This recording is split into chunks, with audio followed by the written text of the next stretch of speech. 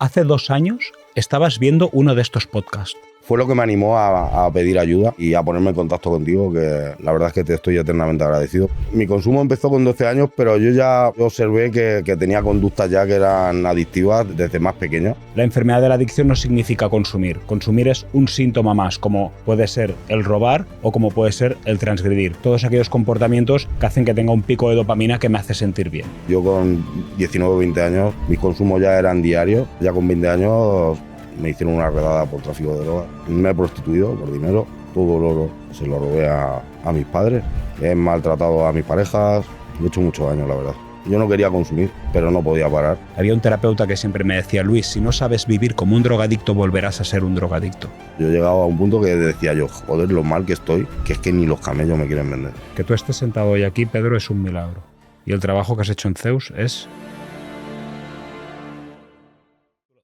Querida comunidad de Adicciones al Descubierto, bienvenidos a este nuevo capítulo de hoy, que es muy interesante porque está con nosotros de invitado Pedro, que además pidió ayuda viendo uno de estos podcasts hace 2 años. Comenzamos.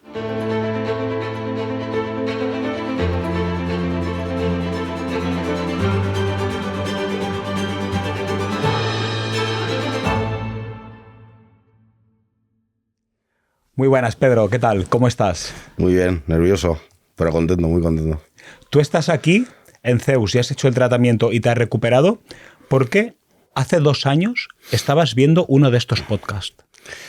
Pues sí, bueno, cuando estaba en activo y cuando pensaba que no, bueno, al final que no sabía cómo salir del pozo en el que estaba metido, a base de ver estos vídeos, pues bueno, fue lo que me animó a pedir ayuda y a ponerme en contacto contigo, que la verdad es que te estoy eternamente agradecido por la rapidez que me facilitasteis el poder entrar al centro y el poder estar con terapias online y demás. Y eso fue lo que...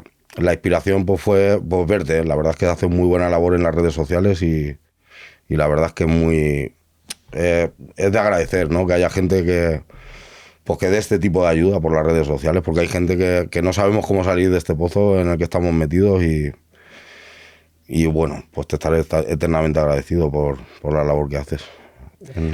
Después vamos a hablar de qué es lo que te hizo pedir ayuda y qué has hecho para superar la adicción y hoy poder estar aquí sentado como un testimonio. Pero primero vamos a hablar de cómo era tu vida, porque empezaste a consumir con 12 años, Pedro. Sí, bueno, mi consumo empezó con 12 años, pero yo ya, con lo que nos dicen aquí en el tratamiento y demás, yo observé que tenía conductas ya que eran adictivas desde más pequeño. Por ejemplo, pues yo siempre he sido una persona muy inquieta, un niño muy inquieto, que abría los cajones de casa, que estaba registrando continuamente lo que tenía mi madre, lo que tenía mi padre, lo que tenía mi hermano. Robaba dinero, sin haber consumo de por medio, ya estaba robando dinero. Para ropa, porque también he sido también muy compulsivo con el tema de las compras, que siempre me ha gustado tener ropa buena y demás.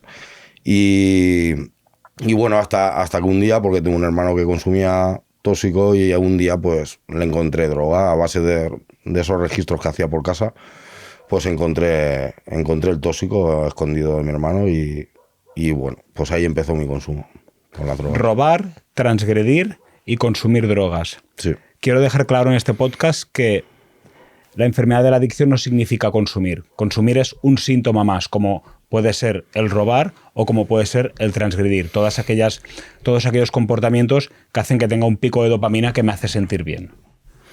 Sí, así es. Primero van las conductas y después, en último lugar, es el consumo.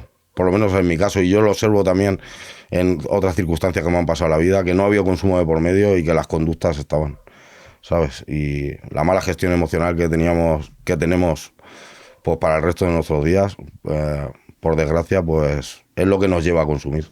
Después me explicarás cómo gestionas ahora las emociones, el tiempo libre, las situaciones de crisis para no ir a consumir, qué herramientas de prevención de recaídas utilizas.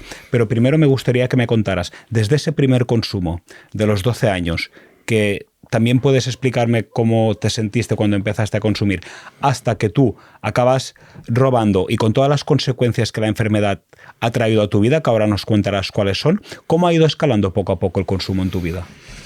Pues bueno, al principio, pues eso, en los primeros consumos es como la luna de miel esta que llamamos a los primeros consumos, que entras como que todo, estás eufórico, estás con picos de euforia, te crees el rey del mundo porque consumes, porque parece que no, eso no te está haciendo ningún mal. Pero bueno, yo enseguida avancé mi consumo muy, muy rápido porque lo tenía en casa prácticamente, y enseguida pues empecé a traficar con drogas, al traficar con drogas, pues, tener el consumo más a mano, pues tenía dinero y consumo, pues imagínate, cada vez peor. Yo con 19 o 20 años, mis consumos ya eran diarios, o sea, eso diario, pero desde por la mañana ya consumía tóxico inhalado y el tóxico fumado también, y tóxico bebido. Y bueno, hasta que las consecuencias ya con 20 años me hicieron una redada por tráfico de drogas en casa de mis padres, porque yo vivía todavía con mis padres. Y bueno, pues imagínate, ¿sabes? De ahí pues increciendo. O sea, eso no hay, cuando decimos que tocamos fondo, no hay fondo. Cada vez se puede tocar más fondo. Eso que dices, hoy he tocado fondo, con esto no. Esto cada vez va más. Por desgracia, cada vez va más. ¿Tú intentabas dejar de consumir? Sí, a ver, yo cuando era tan jovencito, no, la verdad es que no me lo planteaba, pero ahora hasta el punto de pedir ayuda, yo en mis 2 últimos años antes de llegar a CEU, pues prácticamente era todos los días que decía que este es mi último consumo. Y nada más lejos de la realidad. A la media hora que me pasaban los efectos de la droga, ya estaba pensando en llamar al camello. Comía un poco y ya parecía que me animaba. Si estaba triste, consumía. Si estaba contento, consumía. Si me iba bien en el trabajo, consumía. Si lo había dejado con la novia, consumía. Si estaba contento con la novia, consumía. Si estaba regular, consumía. Siempre consumía. Y siempre decía que no iba a volver a consumir. Mañana lo dejo, mañana no voy a llamar a nadie, mañana... Y mentira. O sea, que es que no llegaba al mañana. A la media hora que se me habían pasado los efectos de la droga, ya estaba pensando en consumir otra vez. Era brutal. Era una angustia constante. Me comentaste que tú mismo llegabas a decirle a los camellos que por favor no te vendieran más droga, pero que después, al rato de haberle comprado droga, volvías a comprarle droga y que ellos no querían venderte droga y que te bloqueaban el teléfono para que no siguieras drogándote. Sí, así era.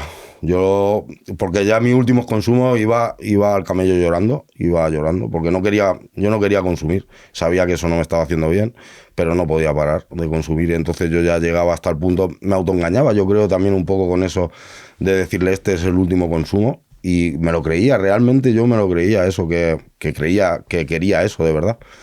Pero a la media hora o una hora, porque además en mis consumos eran muy, muy altos y muy rápidos, porque consumía tóxico inhalado fumado, que por desgracia eso, tú puedes consumir todo lo que quieras, ¿sabes? Y a la media hora se me pasaban los efectos y ya estaba volviendo a llamar.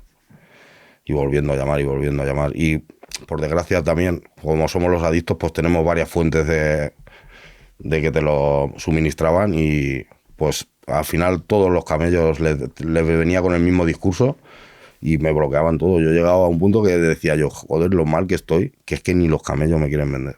O sea, era espectacular. ¿Qué estaba pasando en tu vida, Pedro, para tener que drogarte hasta ese punto en el que tú decides parar de drogarte pero no puedes parar?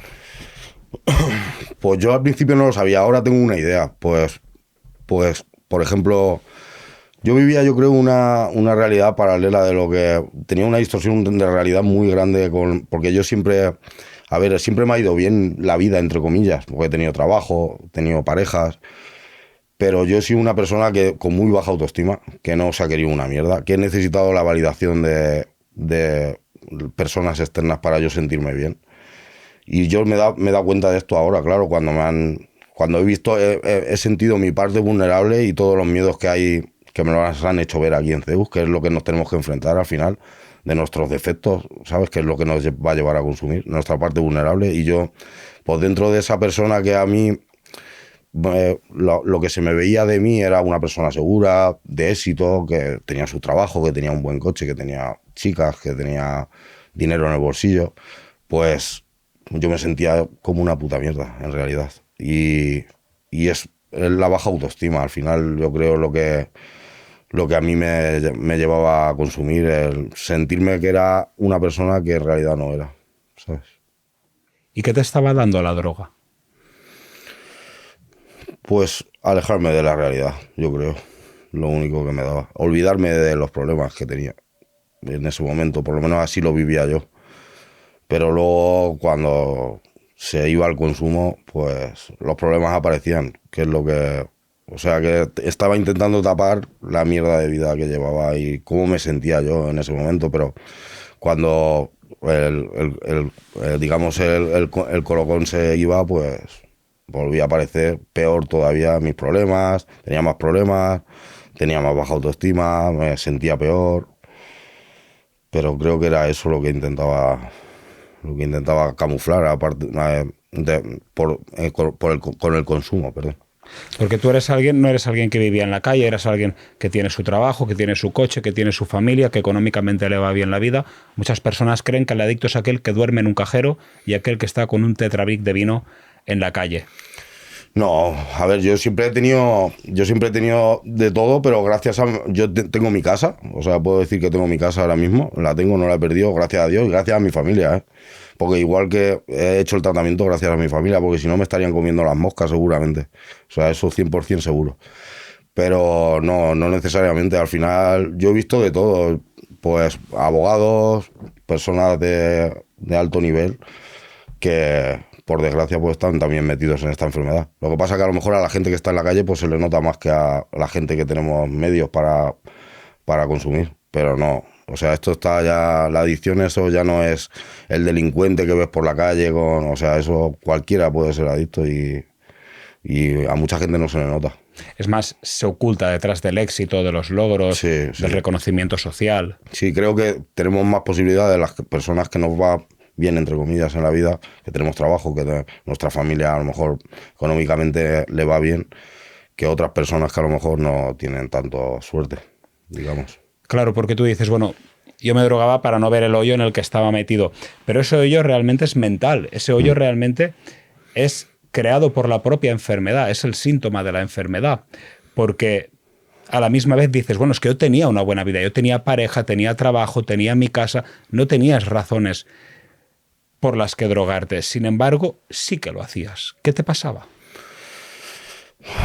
Porque me sentía, teniendo todo eso, bueno, he tenido todo en la vida y no era feliz, nunca he sido feliz. Ahora es cuando soy feliz, de verdad. Ahora que no me hace falta, no me hace falta dinero, no me hace falta, ahora disfruto de un atardecer, disfruto de cuando me he estado de acercamiento con mi familia, disfruto de ver una película con mis padres, que eso no lo he hecho en la vida, del de darle un beso de buenas noches.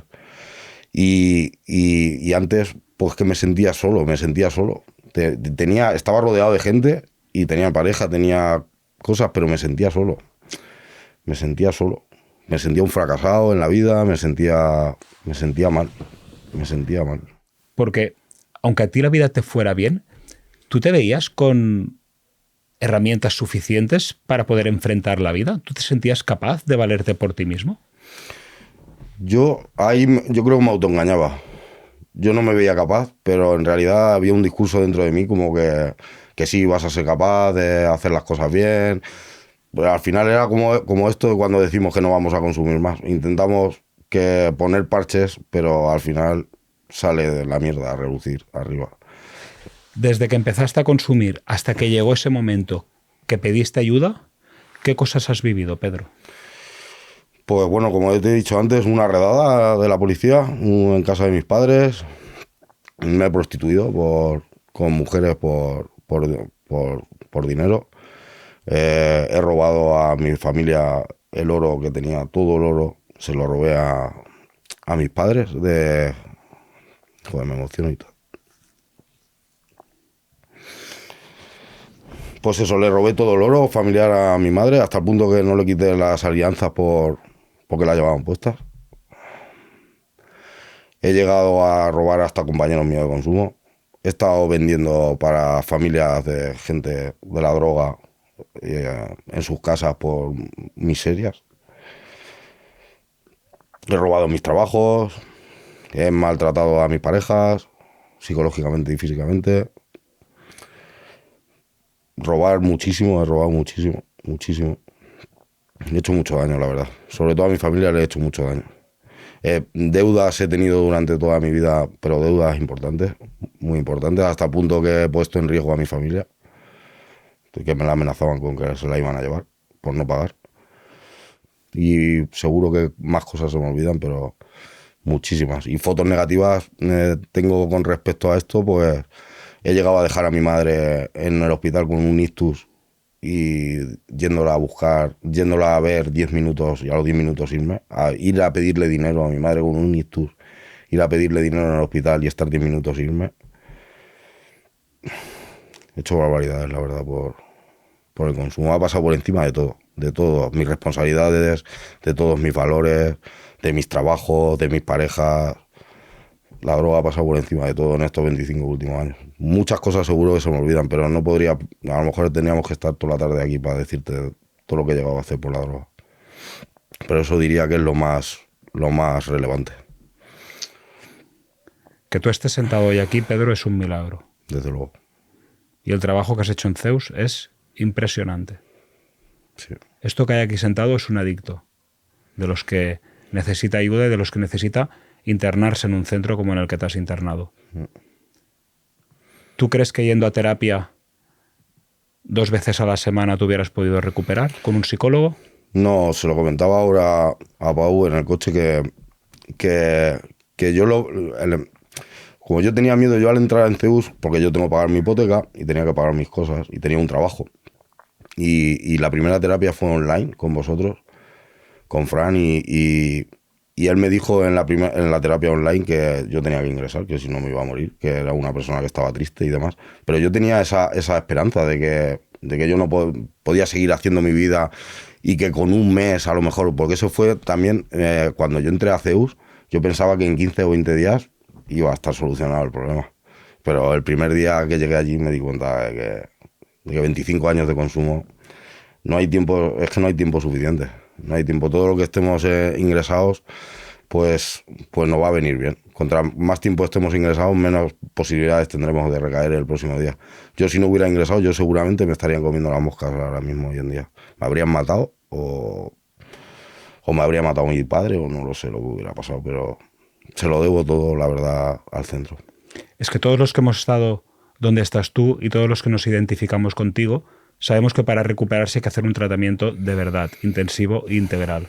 Que hemos intentado ir a terapia, hemos intentado ir al médico, hemos intentado tomar medicación, pero no sabemos por qué, pero siempre recaíamos. Sí. Yo recuerdo esa terapia que tuve en la primera online, que Fran me decía, prométeme que no vas a ir a consumir. Estaba yo en mi casa y me decía, prométeme que no vas a consumir. Y le dije, te lo prometo. Y fue colgar el teléfono y me fui a consumir. O sea, he ido también a psiquiatras, he ido a psicólogos, estuve en la UCA, como te he dicho, 9 años. Nada me frenaba. Y no solamente el dejar de consumir, que esto lo puede hacer cualquiera, sino cambiar como persona. Sí. Porque lo difícil es cambiar y mantener ese cambio.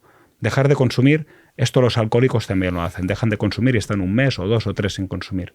Pero fíjate que me decías, aquellos 5 años que estuve sin consumir fueron los peores años de mi vida. Lo pasaba peor incluso que consumiendo. Sí, así fue. Esos 5 años los recuerdo como una agonía. Y también recuerdo que bueno, yo siempre en esos 5 años, porque había una amenaza real, que era que pues, iba a entrar en prisión y me pedían 9 años de cárcel, ¿sabes? Que no era... Y yo no quería entrar a prisión. Entonces había ese aliciente hacia que yo no consumiera.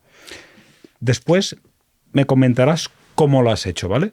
Pero, ¿qué diferencia hay de cómo vivías esos 5 años en los que no consumías, pero no habías hecho un tratamiento, a cómo estás viviendo ahora sin consumo?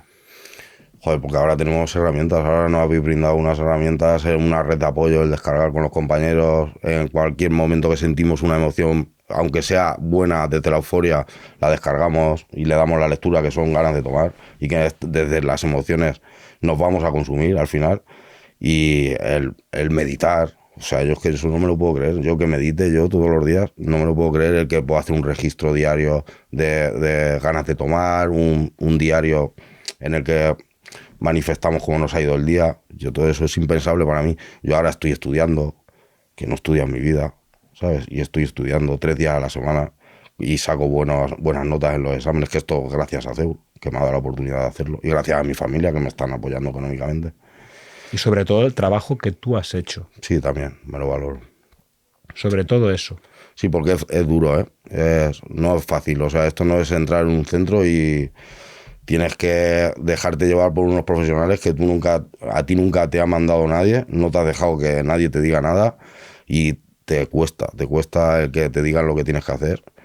Pero al final, si te dejas llevar un poco y aceptas que tú solo no puedes, que si te sigues haciendo caso a tu criterio vas a volver a donde estabas antes, pues al final vas viendo que luego el recorrido es duro pero muy satisfactorio, porque cuando vas viendo que si haces lo que te dicen los demás, los profesionales, pues los resultados vienen solos, y es muy satisfactorio cuando ves que estás haciendo las cosas bien, o cuando ves que tropiezas y ya no lo ves como un autosabotaje, que eso es lo que me pasaba a mí, que yo me sentía un fracasado toda la vida y fallaba en alguna cosa aquí en el centro cuando estaba en tratamiento, y me hacía un autosabotaje, esto no lo voy a conseguir.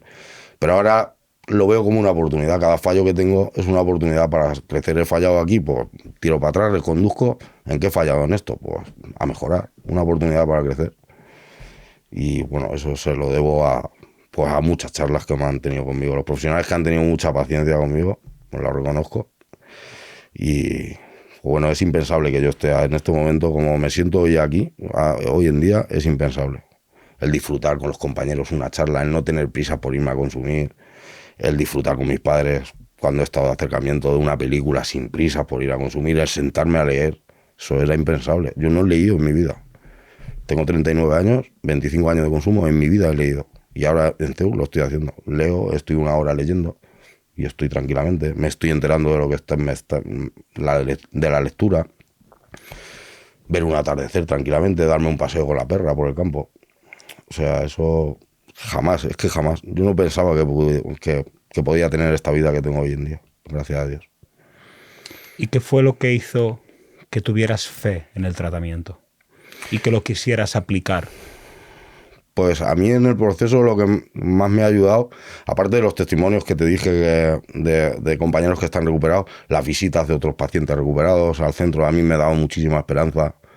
Y yo quería ser como ellos. ¿Por qué yo no voy a poder ser como ellos? ¿Por qué yo no hay...? Eso creo que nos da vida cuando vienen otros pacientes en recuperación y nos cuentan sus testimonios y nos cuentan cómo están afuera, que son felices, que no consumen y que son felices. Pues la verdad es que eso a mí me llenaba de esperanza. Es que cuando tú entras en una sala de terapia y estás en esa silla, que lo has perdido todo, casi todo, porque cuando uno entra en un centro, muchas veces es por voluntad propia, pero la mayoría de las veces es por voluntad propia, pero empujado por las circunstancias. Exactamente. Y encuentras a alguien que te dice, yo he estado en esa silla donde estás tú, estuve sentado ahí hace 2 años y ahora soy feliz, dices, hostia, sí, que sí. Se puede ser feliz. Ahí me decían una frase que me ha venido ahora a la cabeza mientras te escuchaba cuando estaba en tratamiento. Había un terapeuta que siempre me decía, Luis, si no sabes vivir como un drogadicto, volverás a ser un drogadicto.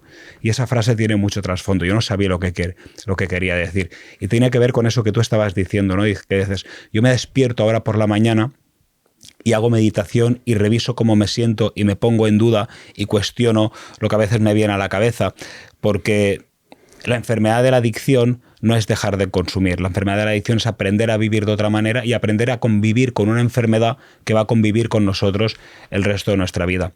Sí. La palabra drogadicto a veces hay gente a quien le suena fuerte o piensa, hostia, esta palabra es muy dura, pero yo realmente no me sentí libre hasta que acepté que era un drogadicto, porque en el momento que acepté que era un drogadicto fue ese momento en el que empecé a vivir como un drogadicto y paradójicamente ya no me drogaba. ¿Cómo lo has vivido tú esto? Porque cuando tú entras en una sala de terapia y entras para 15 días o para un mes, no con la intención de hacer un tratamiento como el que has hecho, sino con la intención de parar de consumir, y ahí escuchas a alguien que dices, hola, alguien que dice, oye, me llamo Luis y soy adicto, esa primera impresión para ti, ¿qué significó? Yo al principio fue duro, porque yo no aceptaba que estaba enfermo. Yo pensaba, mira, yo, si te soy sincero, yo cuando fui a CEU, yo creo que fui para que me enseñaran a consumir controladamente. Y luego me di cuenta que yo no puedo consumir nada. Entonces, pues al principio fue duro. fue duro. Pero yo fui uno de los pacientes que llamó, como dices tú, por su voluntad, pero arrastrado por las consecuencias. O sea, que yo ya no podía mantener mis consumos. O sea, yo ya estaba ya pensando en quitarme de en medio y bueno, no fue muy difícil aceptar que era adicto, pero sí, sobre todo, el estar tanto tiempo allí en el centro, eso fue lo que más me costó por mis prisas. Pero bueno, la verdad es que ha merecido la pena todo lo que he vivido. ¿Tú crees que con un tratamiento más rápido, más flexible o menos intensivo, tú hoy podrías estar aquí hablando con el mismo criterio y con la misma seguridad con la que nos estás compartiendo tu historia? No. He tenido muchas prisas durante todo mi proceso. Me lo han dicho los profesionales, todos me lo han dicho que tengo unas prisas, y eran prisas nada más que por irme a consumir para estar más cerca de la droga. Yo, incluso si hubiera estado más tiempo, tampoco hubiera dicho no. Ahora, visto de esta manera, no. Es que ha sido lo necesario. El tiempo que estamos en el centro es lo que necesitamos. Es lo que necesitamos. ¿Y tu familia, Pedro? Joder, mi familia están súper encantados. Ahora, en este último acercamiento, cuando fui allí, pues no me conocen. No me conocen mis tías, mis primas, mis hermanos, no me conocen. Porque era una persona que estaba aislada siempre. Estaba pues, pensando en consumir. Después hablaremos de cómo ha influido la familia en tu tratamiento y cómo ha sido su apoyo. Pero primero me gustaría que nos compartieras cómo era la relación con tu familia antes de entrar en la clínica. Pues mi relación con mis padres era para pedirles dinero. Ya está. Papá, que tengo esta deuda, que me van a matar, sálvame. Esa era mi relación. Iba a comer para no hacer yo comida y poco más. Yo nunca he sido de darle un beso a mis padres, que ahora se lo doy todas las noches. Nunca les he dicho te quiero, que ahora se lo digo todas las noches. O sea, era inexistente, era nada más que para que me sacaran del aprieto en el que estaba metido, porque siempre era un aprieto tras otro. Y cuando no iba a pedirle dinero, venía una carta del juzgado. Y, o sea, que la relación era con mi padre mal, con mi madre era digamos, la que más me tapaba un poquito y me entendía un poquito mejor, digamos, pero mi padre siempre me ha calado. Mi padre sabía siempre que andaba en algo metido malo y era con el que más chocaba, la verdad. Pero intentaba ir cada vez que iba a casa de mis padres, pues intentaba ir cuando no estuviera mi padre, y he focalizado muchísimo con él durante pues, estos años de consumo, y ahora pues es fundamental. O sea, sin mi padre yo no me hubiera recuperado hoy. ¿Cómo vivieron ellos esos momentos en los que tú estabas en el punto más alto de consumo? Pues yo creo que no me lo puedo imaginar. Me lo puedo imaginar, pero tiene que ser el vivirlo. Es que no te lo podría decir porque no tengo un hijo, pero tiene que ser durísimo. Tiene que ser durísimo ver un hijo cómo se está destrozando la vida día a día. Y da igual lo que le digas, que sigue con la misma dinámica día tras día. Entonces, no lo sé. Pero imagino, mi padre siempre me lo decía, que no descanso por las noches. Bueno, mi madre llegó a decirme que ojalá y me muriera, ¿sabes? Pues, del sufrimiento que tenían. Y que no dormían, y yo decía, estos son unos exagerados, si yo no estoy tan mal. Yo no estoy tan mal. Pero tiene que ser un sufrimiento, pues... Yo siempre, al principio lo decía también cuando llegué a CEUS, que yo les he quitado a mis padres en la vida 25 años. Y seguro que ha sido así, por culpa de mi enfermedad.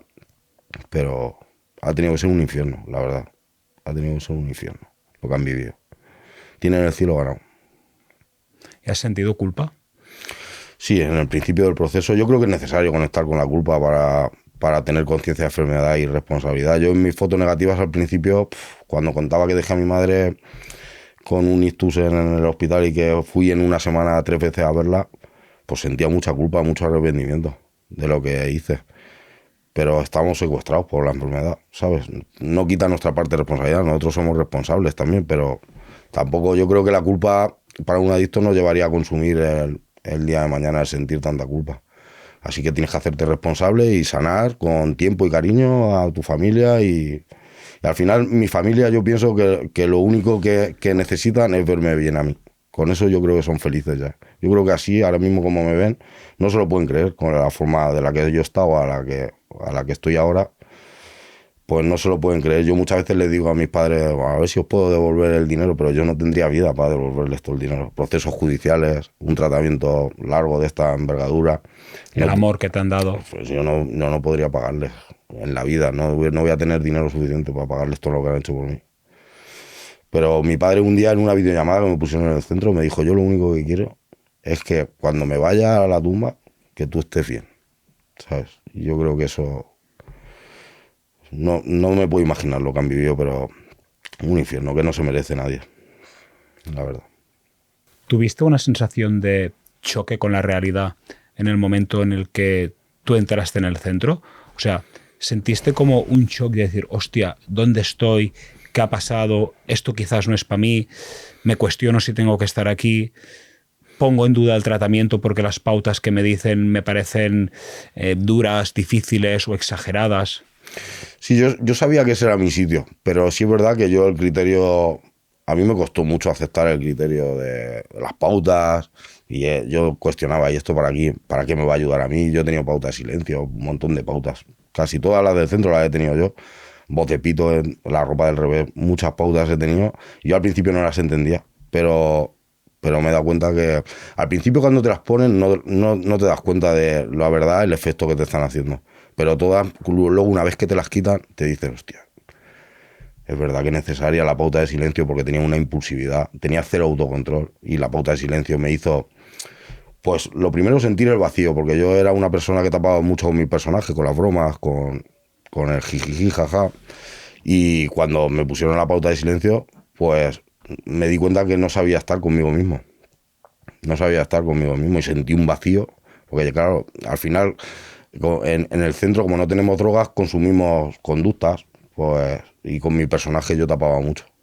Entonces los terapeutas trabajamos para que esas conductas se vayan puliendo, sí, y las vayáis identificando, porque al final es síntoma, porque el consumo es un síntoma de la enfermedad. ¿Y en qué momento, Pedro, haces clic y dices, venga, esto es para mí, me voy a poner las pilas, voy a seguir el tratamiento y voy a aplicar lo que me están diciendo, hasta que hoy veo aquí a este Pedro sentado con camisa que si te veo hace 2 años cuando pediste ayuda, hostia, es que seguro que no te reconozco? Seguro. En comparación al Pedro que hay aquí sentado. Sí.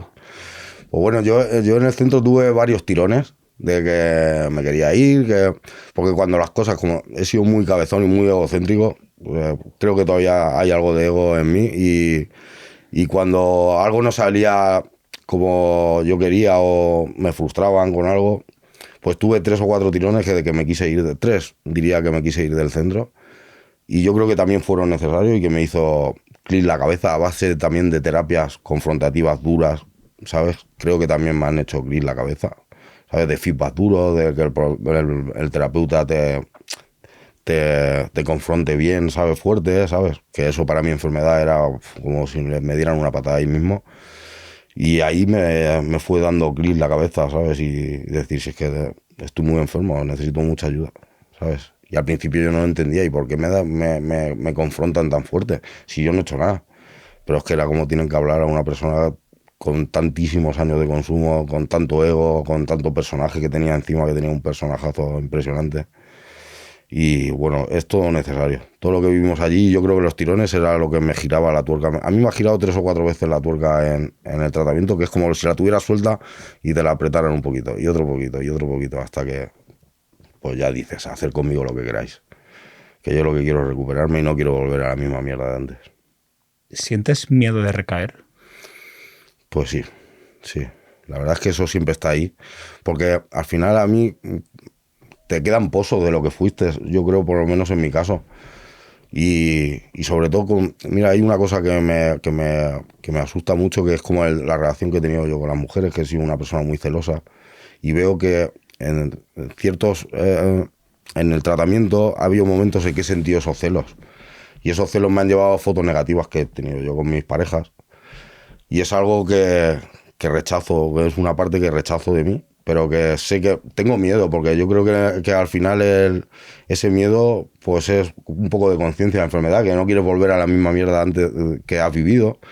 Y entonces es necesario, pero también sé que aplicando lo que me dicen en el centro y no saliéndome de mi ABC y llamando por teléfono y aplicando las herramientas que tengo que hacer, no voy a recaer. Así que lo tengo todo a mano para hacer las cosas bien. ¿Voy a tener momentos difíciles? Seguro.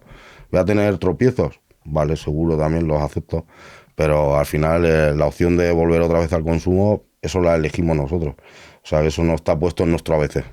Hoy te vas a drogar. No, eso lo tenemos que... A mí es una pregunta que me hacen muchas veces, si tengo miedo de recaer.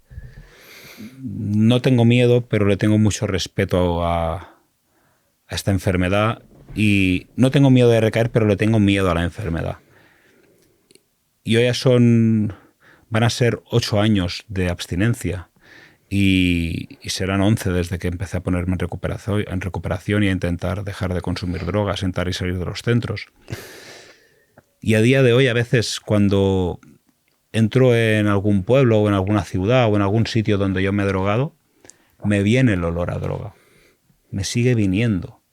Y no es que yo tenga unas ganas de consumir, de hostia, me voy a ir a consumir, pero los registros del cerebro, a través de estímulos y a través de situaciones que uno vive, activan toda esa cadena de proteínas y de neurotransmisores, y cuando uno se da cuenta, tiene la bombilla encendida. Por eso, la mejor manera de prevenir la adicción es saber que eres un adicto, saber que puedes recaer y cuidarte en consecuencia con ello cada día. Sí, tenemos que recordarnos cada día que somos adictos, cada vez nos levantamos. Y ahí la humildad juega un papel importante. Sí. Podría decirte, no, yo nunca siento el olor de la droga o nada me afecta. Por ejemplo, yo tengo un ritual que es que cuando entro en un supermercado y sin querer me doy cuenta que estoy en el pasillo del alcohol, me doy la vuelta. Siempre lo hago. No porque después de cruzar ese pasillo me vaya a ir a beber, sino porque es una señal que yo le mando a mi cerebro de que soy un adicto. Y es un recordatorio. Y lo hago siempre. Sí, yo creo que los adictos tenemos que ir solo por hoy y tenemos herramientas para hoy no irnos a consumir. Y luego al día siguiente otra vez recordarnos que eres adicto y que hoy tienes herramientas para no volver a consumir. Porque la enfermedad esta es del autoengaño y muchas veces se camufla o te hace que la falsa seguridad de llevar tiempo sin consumir, no, yo ya no voy a recaer, pero a la que te das cuenta la recaída está a la vuelta de la esquina para los adictos. Y yo quiero recordar la diferencia entre quién es un adicto y quién no es un adicto. Quien no es un adicto es aquel que decide dejar de consumir y lo consigue y no vuelve a consumir. Esta persona puede ir a terapia, puede ir a un psicólogo y con 4 pautas deja de consumir, no tiene un problema. Pero luego está el adicto, ese que decide dejar de consumir hoy, que hoy se promete que no va a volver a consumir y mañana lo vuelve a hacer. Esa incoherencia entre lo que uno decide y lo que uno hace es lo que uno hace que necesita ayuda. Y yo te quería decir, Pedro, que como tú has sido una de las personas que estaba viendo estos podcasts en su casa llorando mientras consumías y te prometías una y otra vez voy a dejar de consumir, pero lo volvías a hacer, ¿qué es lo que tú le dirías a alguien que hoy nos está viendo y que está enganchado a las drogas o que tiene comportamientos adictivos? Pues bueno, yo le diría que por muy oscuro que parezca el túnel en el que está metido, que con el apoyo necesario y pidiendo ayuda y poniéndose en las manos de buenos profesionales, se puede salir. Y es que al final el esfuerzo que vas a hacer va a ser grande, pero la recompensa que vas a recibir va a ser, o sea, no tenemos techo, vas a otra vez a recuperar a tu familia, recuperar tu vida, que es que no tiene precio. Yo he recuperado mi vida, es que no te puedo decir, es que he recuperado mi vida, gracias a ponerme en manos de Zeus. Entonces yo le animaría que da igual el pozo tan oscuro que sea, que da igual la mierda en la que estés metidos, que con ayuda se puede salir. O sea, con ayuda se puede salir. Y a mí me gustaría añadir que cuando nos recuperamos aprendemos a gestionar las cosas que pasan en la vida. Porque la diferencia entre los adictos y los no adictos no es lo que pasa, sino lo que hacemos con lo que pasa. Sí. Y yo en tratamiento aprendí que ahí fuera puede haber una tormenta, puede haber una crisis o puede haber un problema. Pero aquí dentro, si sabemos estar en paz y seguimos esas pequeñas pautas que nos dan, que hemos aprendido en el tratamiento en el día a día, podemos ser capaces de mantener la tranquilidad incluso en las situaciones adversas. Y esto evita que tengamos esa recaída. Sí, la verdad es que ahora, ante las dificultades, pues la afecta de otra manera. Ahora, yo cada dificultad, digo, dificultad, oportunidad, Pedro. Una dificultad, una oportunidad para crecer. O ¿sabes? Las vemos de otra manera. Yo antes, ante cualquier dificultad, yo ya me ponía en lo peor, era una persona muy negativa, que me va a pasar. Y ahora, pues lo ves todo de otra manera. Es que ahora ha cambiado toda la forma de ver cómo cualquier problema lo ves de una forma distinta a la que la veías antes. Pues Pedro, ojalá esta entrevista sea la primera de muchas. Me decían una frase que dice que una vela puede encender muchas velas. Espero que después de que hoy la gente te haya visto, sepan que se puede salir de la droga, que hayas sido una inspiración y una ayuda para los demás. Gracias por estar hoy aquí con nosotros y te seguiremos acompañando durante todo el proceso y lo que te quede de él. Gracias a vosotros. Gracias a todos vosotros por acompañarnos en el episodio de hoy. Espero que os haya gustado y que os haya podido ayudar el testimonio de Pedro, que es un testimonio real y de auténtica superación. Como os digo siempre, si tenéis alguna propuesta o queréis que hable de algún tema en concreto, dejármelo anotado, que lo tendré pendiente para los próximos podcasts. Gracias.